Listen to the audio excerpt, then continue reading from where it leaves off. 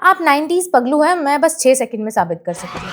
तुझको मिर्ची लगी तो मैं क्या करूं, तुझको मिर्ची। अगर इस गाने पर आप गुनगुनाने से खुद को नहीं रोक पाए तो लीजिए, हो गया साबित कि आपका दिल भी बच्चा है। मैं तो रास्ते से जा रही थी, मैं तो आइसक्रीम। ये गाना उन चुनिंदा गानों में से है जिस पर आप, आपके माता पिता और नई जनरेशन दिल खोल कर झूमती होगी। यही नहीं, 90s के कई गाने ऐसे हैं जिन्हें आंख बंद करके बिना कुछ सोचे समझे डांस फ्लोर पर बजाया जा सकता है।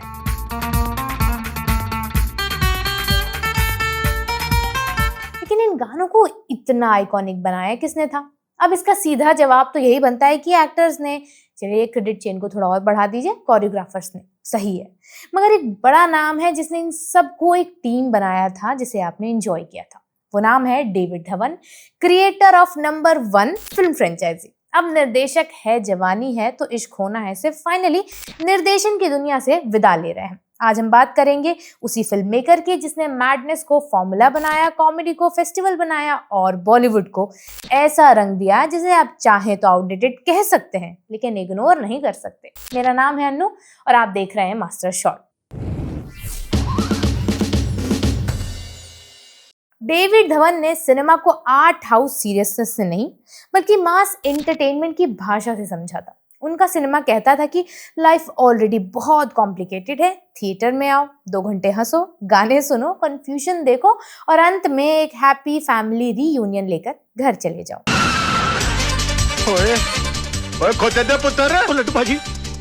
यही उनकी सबसे बड़ी ताकत थी।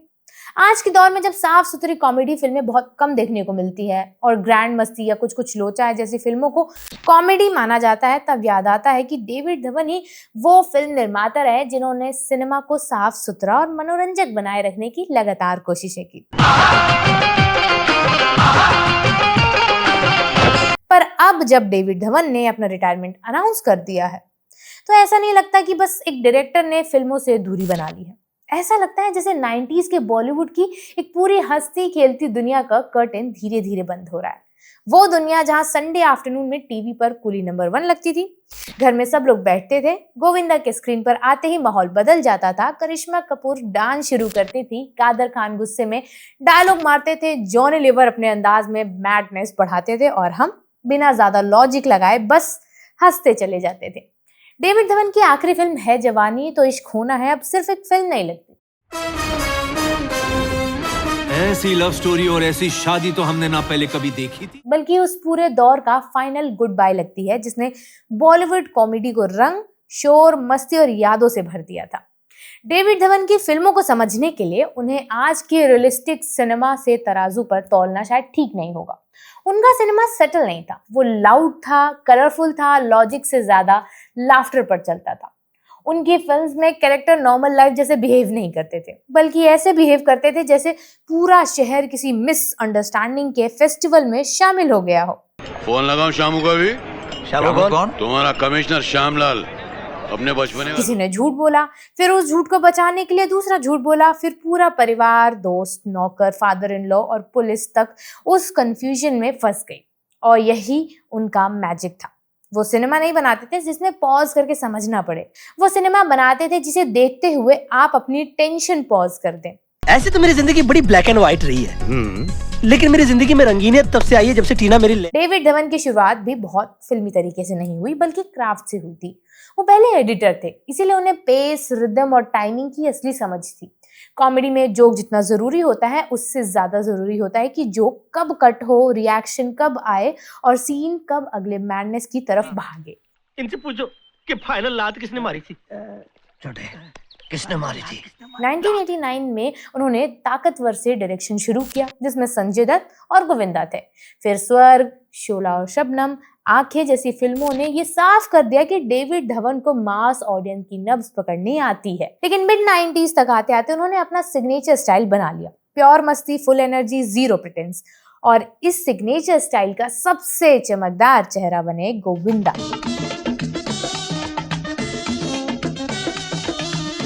डेविड धवन और गोविंदा की जोड़ी ने हिंदी सिनेमा को कॉमेडी को एक अलग ही स्पीड दी।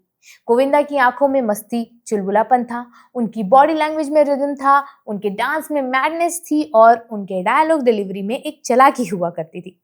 डेविड धवन ने इस एनर्जी को परफेक्ट प्लेग्राउंड दिया। चिंटू चिंटू ओ चिंटू ओ चिंटू ओ इधर आ यार ओ चिंटू। राजा बाबू, कुली नंबर 1, साजन चले ससुराल, हीरो नंबर 1, दीवाना मस्ताना, हसीना मान जाएगी, ये सिर्फ फिल्म टाइटल नहीं है, ये उस जनरेशन की मेमोरी फोल्डर है।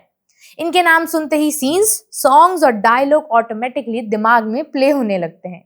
इस यूनिवर्स की दूसरी बड़ी ताकत थी करिश्मा कपूर।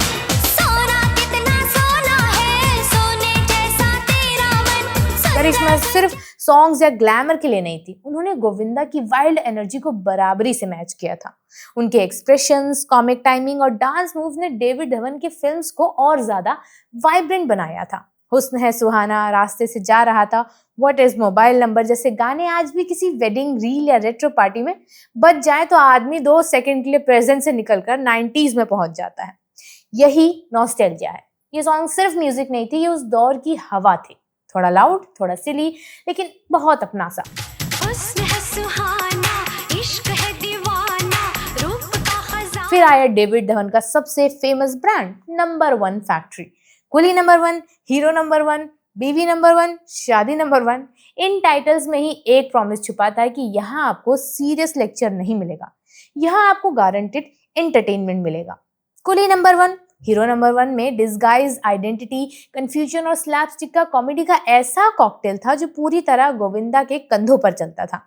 वहीं बीवी नंबर 1 में डेविड धवन ने सलमान खान, करिश्मा कपूर और सुष्मिता सेन के साथ फैमिली कॉमेडी को कलरफुल क्योज में बदल दिया। इन फिल्मों में प्लॉट कई बार लॉजिक से भागता रहा, लेकिन ऑडियंस को फर्क नहीं पड़ता था क्योंकि एंटरटेनमेंट क्वोशंट फुल वॉल्यूम में रहता था। डेविड धवन को पता था कि इंडिया की मास ऑडियंस क्या चाहती है। वो सिनेमा हॉल में बैठकर जिंदगी की कॉम्प्लेक्सिटी नहीं बल्कि थोड़ी सी राहत चाहती है। I am very sorry, it's alright. मुझे ऐसा लगा कि किसी ने मुझे धक्का मारा। Okay, it's alright. ओके। उनके फिल्म में कोई इंटेलेक्चुअल बर्डन नहीं हुआ करता था। वहां एक सीधी सी फिलॉसफी थी, ऑडियंस हंसनी चाहिए, चाहे सीन कितना भी absurd क्यों ना हो। अगर थिएटर में लोग हंस रहे हैं तो सीन काम कर रहा है। इसी सोच की वजह से 2020 में लॉकडाउन में भी जब कुली नंबर 1 रीमेक रेडी थी तो डेविड धवन ने इसे रोककर परफेक्ट थिएट्रिकल मोमेंट का इंतजार नहीं किया।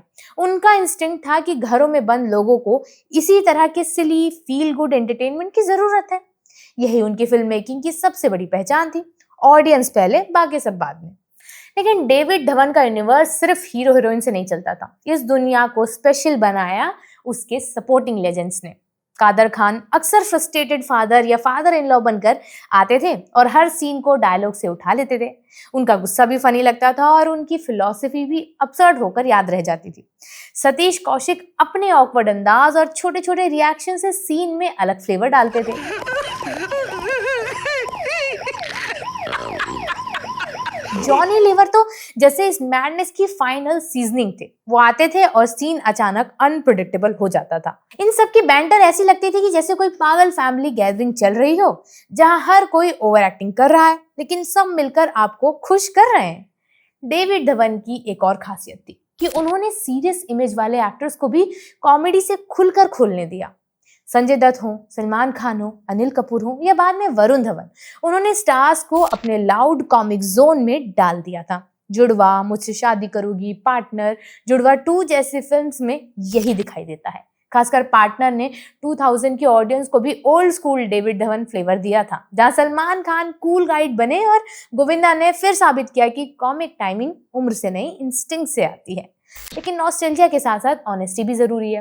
आज जब हम डेविड धवन की 90s की फिल्मों को दोबारा देखते हैं तो कई चीजें अनकंफर्टेबल भी लगती होंगी। जैसे एक सिक्के का दूसरा पहलू होता है। कुछ गाने डबल मीनिंग थे, कुछ सीन्स में स्टॉकिंग को रोमांस की तरह दिखाया गया था, कुछ जोक्स कैजुअल सेक्सिज्म से भरे हुए थे और कई बार ईव टीजिंग को कॉमिक बैंटर बना दिया गया था। उस वक्त थिएटर में इन सीन्स पर हंसी आ जाती थी, लेकिन आज की ऑडियंस इन्हीं सीन्स पर सवाल भी पूछती है। यही वजह है कि डेविड धवन की लेगेसी सिर्फ सेलिब्रेशन नहीं है, डिबेट भी है। हम उनकी फिल्मों से प्यार करते हैं लेकिन उन्हें पूरी तरह इनोसेंट भी नहीं कह सकते। फिर भी ये मानना पड़ेगा कि डेविड धवन ने कॉमन मैन को अपनी फिल्म का असली राजा बनाया था। उनका सिनेमा क्रिटिक्स के लिए नहीं था, बैल्कनी और स्टॉल वाली ऑडियंस के लिए था। वो आदमी जो पूरे हफ्ते काम करके वीकेंड पर हंसना चाहता था, डेविड धवन उसके डायरेक्टर थे।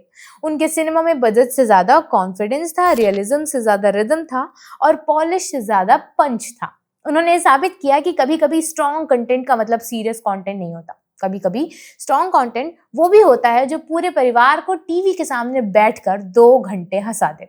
आज बॉलीवुड में कॉमेडी बनती है, लेकिन डेविड धवन वाली कॉमेडी बहुत ही कम दिखती है। रोहित शेट्टी का अपना स्टाइल है, लव रंजन का अपना अर्बन कॉमेडी है, ओटीटी पर राइटिंग ड्रिवन ह्यूमर है, लेकिन डेविड धवन वाली लाउड, कलरफुल, अनअपोलोजेटिक कॉमेडी अब लगभग मिसिंग है। शायद ऑडियंस बदल गई है, शायद सोसाइटी बदल गई है, शायद बॉलीवुड अब इतना बेधड़क सिली होने से ज्यादा डरता है, और शायद इसीलिए डेविड धवन का रिटायरमेंट सिर्फ एक फिल्म मेकर का गुड बाय नहीं, बल्कि बॉलीवुड के एक पूरे कॉमेडी ग्रामर का गुड बाय लगता है जवानी तो इश्क होना है के साथ डेविड धवन अपनी डायरेक्टोरियल जर्नी को क्लोज कर रहे हैं। ये वही जर्नी है जिसने गोविंदा को कॉमेडी किंग बनाया, करिश्मा को 90s की एनर्जी क्वीन बनाया, सलमान खान को कॉमिक जोन में और कंफर्टेबल किया और बॉलीवुड को एक ऐसा एरा दिया जहां लॉजिक कई बार पीछे छूट जाता था, लेकिन लाफ्टर हमेशा आगे दौड़ता था। उनकी फिल्म्स परफेक्ट नहीं थी, उनमें फ्लॉज थे, डेटेड मोमेंट्स थे, प्रॉब्लमैटिक सीन्स भी थे, लेकिन उनके बिना हिंदी सिनेमा की कॉमेडी हिस्ट्री अधूरी ही रहेगी। पर्दे भले गिर गए हों, लेकिन उस पर्दे के पीछे जो रंग, शो, डांस, कंफ्यूजन और लॉफ्टर था, वो बॉलीवुड की मेमोरी से इतनी जल्दी नहीं जाएगा, शायद कभी भी नहीं जाएगा। क्योंकि कुछ डायरेक्टर्स रिटायर हो जाते हैं, लेकिन उनका एरा कभी पूरी तरह खत्म नहीं होता। डेविड धवन का नंबर 1 एरा भी ऐसा ही है, इम्परफेक्ट, लाउड, डिबेटेड, लेकिन अनफॉरगेटेबल। हमारा ये वीडियो यहीं तक है। आपको उनकी फिल्मों में सबसे ज्यादा क्या पसंद था, कमेंट सेक्शन में जरूर बताइएगा और देखते रहिए युवा पर मास्टर शॉट।